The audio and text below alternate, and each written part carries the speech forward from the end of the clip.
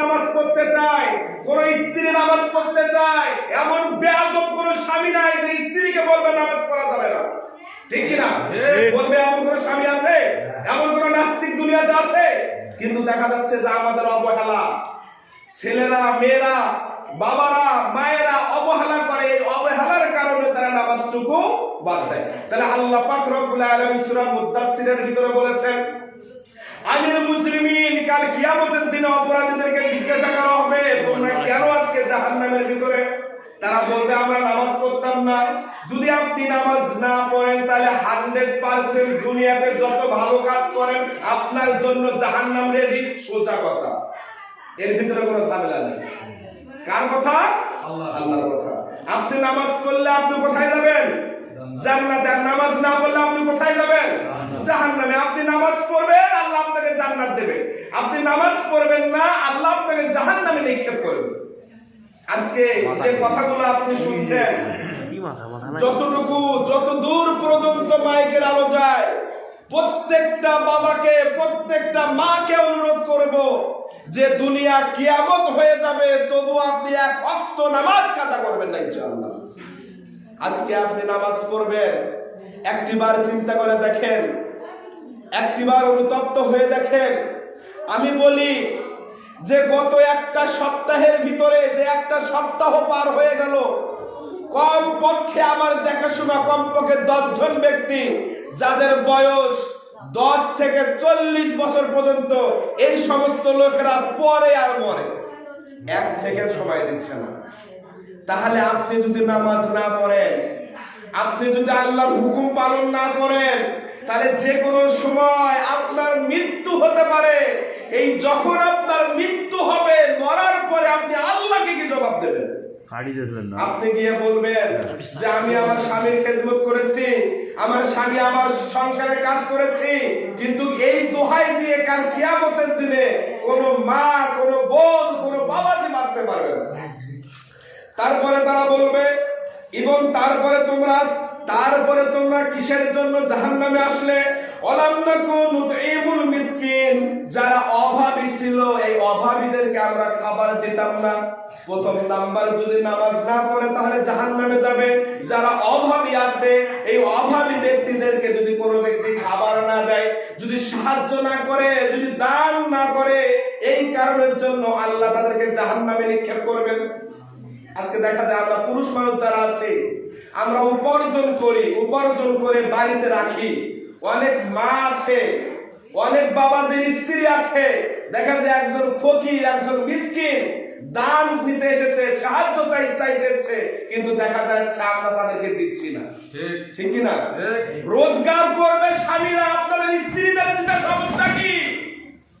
আমরা ছেলেরা করব রোজগার, সারা দিন রাত আমরা খাটবো।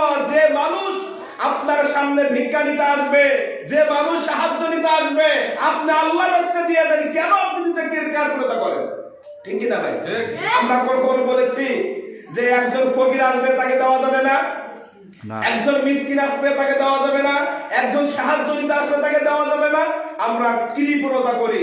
আজকে মা যদি আপনি কৃপণতা করেন, আজকে মা আপনি যদি কৃপণতা করেন, সূরা লাহাবের ভিতরে আল্লাহ বলেছেন, তাব্বাত ইয়াদা আবি লাহাবি ওয়া তাব, ধ্বংস হোক আবু লাহাব। আল্লাহ কেন আবু লাহাবের ধ্বংসের কথা বললেন? কারণ একটাই, আল্লাহ তাকে অনেক ধন সম্পত্তি দিয়েছিল, আল্লাহ তাকে অনেক টাকা পয়সা দিয়েছিল, আল্লাহ তাকে অনেক ইজ্জত দিয়েছিল, কিন্তু সেই টাকা পয়সা সে ইসলামের জন্য 1 টাকাও দান করেনি। এই জন্য আল্লাহ বলেছেন ধ্বংস হোক আবু লাহাব। আজকে অনেক মা, অনেক বোন আছেন, তাদের বিভিন্ন রোগ, বিভিন্ন সমস্যা থাকে, বিভিন্ন রোগের জন্য ডাক্তারের কাছে যান। আল্লাহর কসম করে বলতেছি, যদি বিশ্বাস রাখেন আমার উপরে যে আল্লাহ পাক রব্বুল আলামিন বলেছেন আপনি দান করবেন, আপনি সদকা দিবেন, আপনি মানুষকে সাহায্য করবেন, যত বড় রোগ হোক আল্লাহ আপনাকে মাফ করে দেবেন সুবহানাল্লাহ।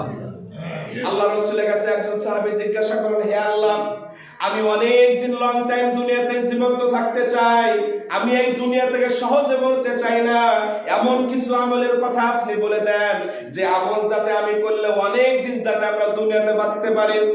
আল্লাহ রাসূল সাল্লাল্লাহু আলাইহি ওয়াসাল্লাম তিনি বললেন যে তুমি সব সময় আল্লাহর রাস্তায় বেশি বেশি করে দান করবা। সুবহানাল্লাহ। তাহলে এখানে বোঝা যাচ্ছে যে বেশি বেশি করে যদি আমরা দান করি তাহলে দেখা যাবে যে আল্লাহ আমাদেরকে অনেক হায়াত বাড়িয়ে দেবে। আরেকটা ছোট্ট একটা উদাহরণ দেই। ইংল্যান্ডের একজন বিখ্যাত মানুষ যিনি মনে করেন আমাদের বাংলাদেশটা ইচ্ছা করলে নিমিষের ভিতরে কিনতে পারে, এত টাকা আল্লাহ ওনাকে দিয়েছেন। অথচ একদিন ওনার এক বাবার এক ছেলে, ওনার ছেলে একদিন দোকানে গিয়েছেন, চায়ের দোকানে গিয়েছেন চা খাইতে। এমন অবস্থায় যখন চা খাইতে গিয়েছেন, চা খাইতে গিয়ে দেখা গেল মুখের ভিতরে একটা ফোসকা পড়ে গেছে, মুখটা জিহ্বাটা পড়া গেছে। যাওয়ার পরে 1 সপ্তাহ 2 সপ্তাহ 3 সপ্তাহ চলে যায়।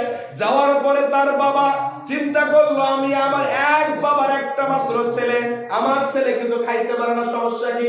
বড় একজন এমবিবিএস ডাক্তারের কাছে নিয়ে যাওয়া হলো। যাওয়ার পরে তার অনেক রিপোর্ট দেখানো হলো, এক্সরে করা হলো। করার পরে দেখা গেল যে তার মুখের ভিতরে ক্যান্সার হয়েছে। কি হয়েছে? ক্যান্সার। যার কোনো অ্যানসার দুনিয়াতে নাই। সামান্য একটু কি খাইলো? চা। এই চা খাওয়ার কারণে আল্লাহ তাকে ক্যান্সার রোগ দিল। এই ক্যান্সার যখন রোগ দিল, দেখার পরে যখন এমবিবিএস ডাক্তার, সারা বিশ্বের যতগুলো ডাক্তার আছে সমস্ত ডাক্তারের সাথে তিনি পরামর্শ করলেন যে আমার মিলিয়ন বিলিয়ন টাকা, এত টাকা আমি কি করব যদি আমার ছেলে দুনিয়াতে জীবন্ত না থাকে, আমার টাকা দিয়ে লাভ কি? তিনি চিন্তা ভাবনা করলেন যে এই যে এত টাকা আল্লাহ আমাকে দিয়েছেন, এত অর্থ সম্পত্তি আল্লাহ আমাকে দিয়েছেন, আমার একটা মাত্র ছেলে, এই ছেলে যদি দুনিয়াতে না থাকে তাহলে আমি টাকা কি করব? ডাক্তার বলেছেন যে তোমার ছেলের হায়াত দুনিয়াতে মাত্র 3 মাস। কয় মাস? 3 মাস। আপনার ছেলে দুনিয়াতে জীবন্ত থাকবে, আপনার ছেলে কি খাইতে চায় তাকে তাই খাওয়াও। এখন তিনি গভীর রাতে যখন চিন্তায় গেলেন যে আমার এত টাকা পয়সার মালিক আমি হয়েছি, অথচ আমার একটা মাত্র ছেলে, সেই ছেলের হায়াত নাকি মাত্র 3 মাস, তা আমার এত টাকা দিয়ে লাভ কি? এত পয়সা দিয়ে লাভ কি? এত সম্মান দিয়ে লাভ কি? তিনি গভীর রাতে চিন্তা করলেন যে কি এমন কাজ করলে আমার সন্তান দুনিয়াতে জীবন্ত থাকবে। এখন তিনি কিছু উলামায়ে কেরামের সাথে সাক্ষাৎ করলেন, হাফেজ, মাওলানা, মুহাদ্দিস, মুফতিদের সাথে কথা বললেন যে আমার ছেলের হায়াত দিয়েছেন ডক্টররা 3 মাস, কিন্তু এর চাইতে এমন একজন ব্যক্তি আছে যে চাইলে আমার ছেলে কিয়ামত পর্যন্ত জীবন্ত রাখতে পারে। তিনি কে? আল্লাহ। তিনি হচ্ছে